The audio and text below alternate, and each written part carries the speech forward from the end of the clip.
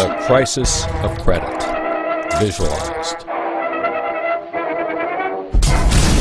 What is the credit crisis? It's a worldwide financial fiasco involving terms you've probably heard like subprime mortgages, collateralized debt obligations, frozen credit markets, and credit default swaps. Who's affected? Everyone.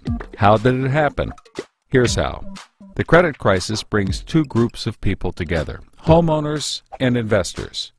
Homeowners represent their mortgages, and investors represent their money. These mortgages represent houses, and this money represents large institutions like pension funds, insurance companies, sovereign funds, mutual funds, etc.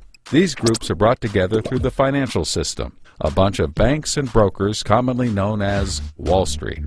While it may not seem like it, these banks on Wall Street are closely connected to these houses on Main Street. To understand how, let's start at the beginning. Years ago, the investors are sitting on their pile of money, looking for a good investment to turn into more money. Traditionally, they go to the U.S. Federal Reserve, where they buy treasury bills, believed to be the safest investment.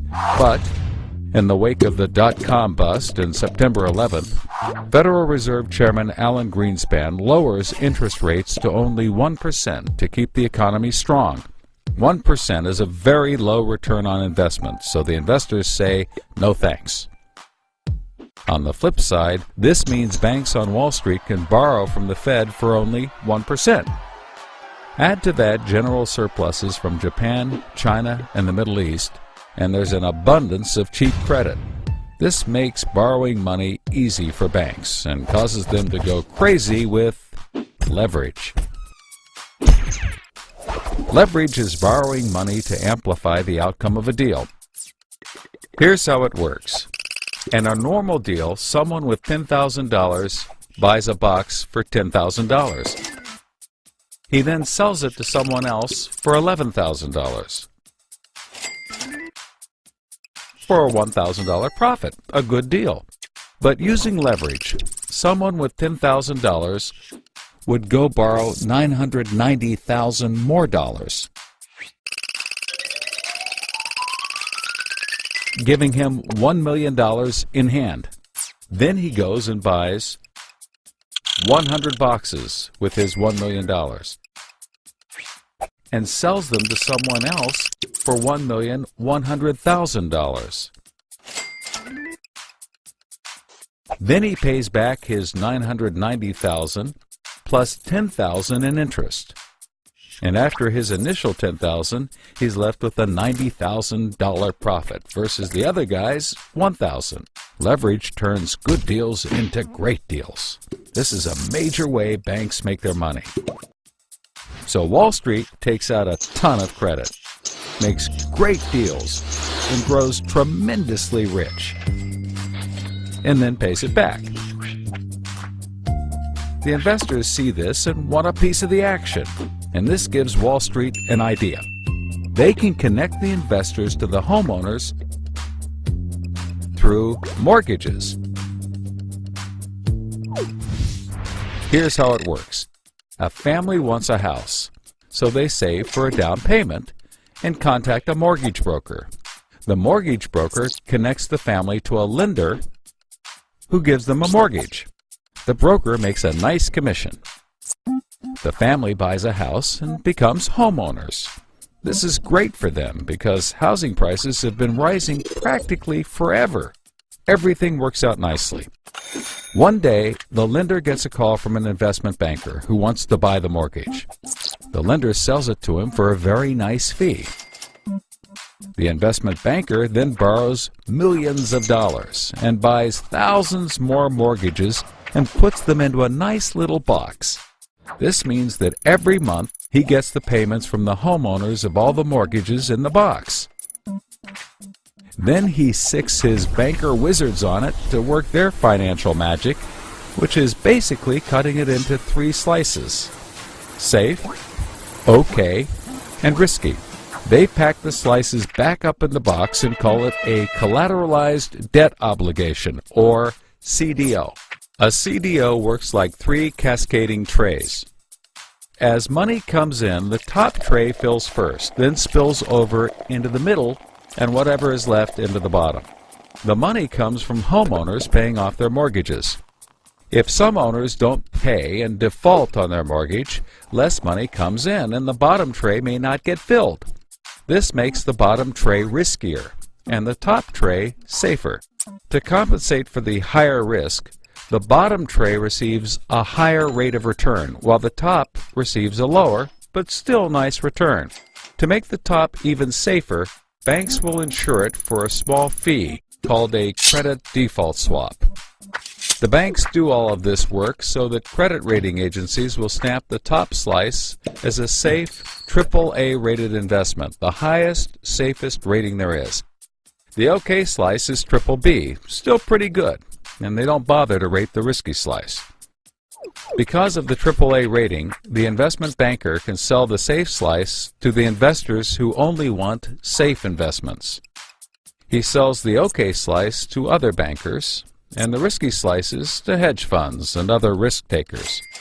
The investment banker makes millions. He then repays his loans. Finally, the investors have found a good investment for their money, much better than the 1% Treasury bills. They're so pleased they want more CDO slices. So the investment banker calls up the lender, wanting more mortgages. The lender calls up the broker for more homeowners, but the broker can't find anyone. Everyone that qualifies for a mortgage already has one, but they have an idea.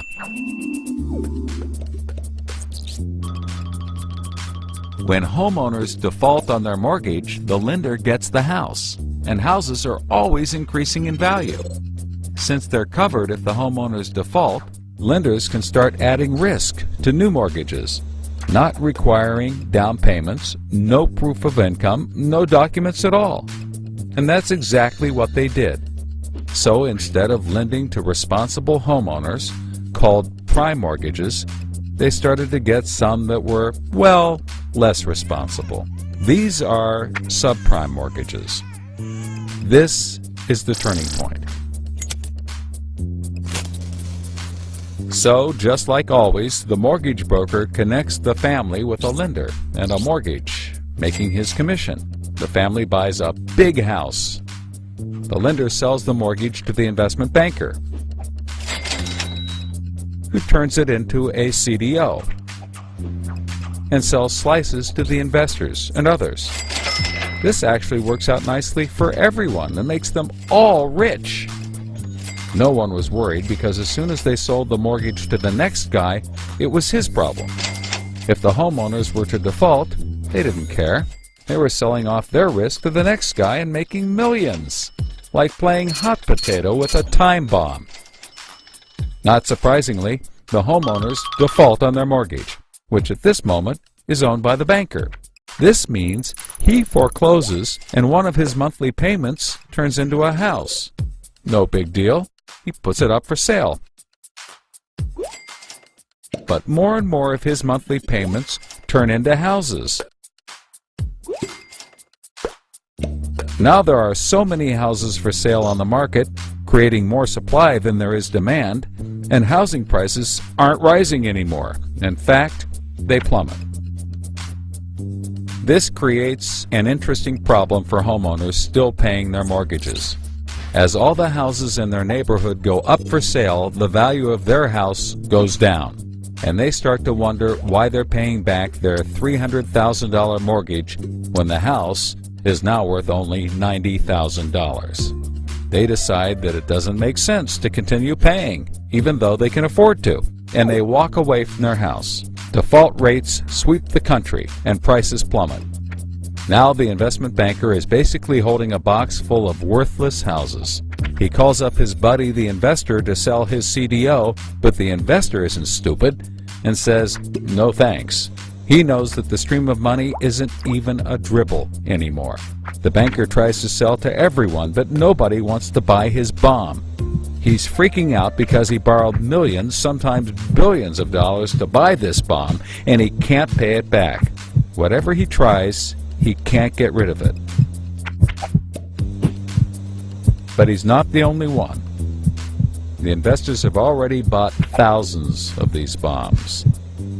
The lender calls up trying to sell his mortgage, but the banker won't buy it, and the broker is out of work.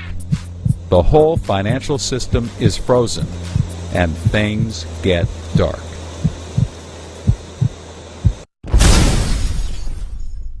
Everybody starts going bankrupt.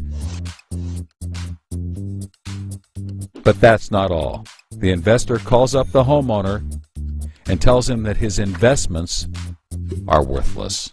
And you can begin to see how the crisis flows in a cycle. Welcome to the crisis of credit.